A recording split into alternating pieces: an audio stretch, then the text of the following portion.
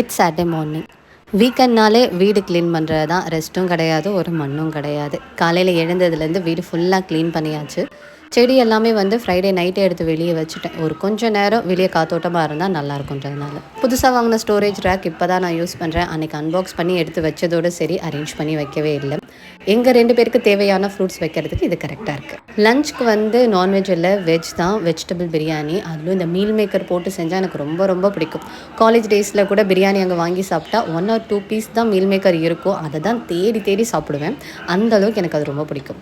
So இதில் என்னென்ன காய்கறி இருந்ததோ எல்லாமே போட்டுவிட்டு அதில் மீல் மேக்கர் இதை விடவும் அதிகமாக போட்டு தான் செஞ்சுருந்தேன். பெரிய சைஸ் மீல் மேக்கரை விட சின்னது டேஸ்ட் இன்னுமே நல்லாயிருக்கும். ஸோ அதுதான் அதிகமாக ப்ரிஃபர் பண்ணுறது. அண்ட் சண்டே லஞ்சுக்கு தேவையான மீனும் முன்னாடியே நாங்கள் வாங்கிட்டு வச்சுட்டோம்.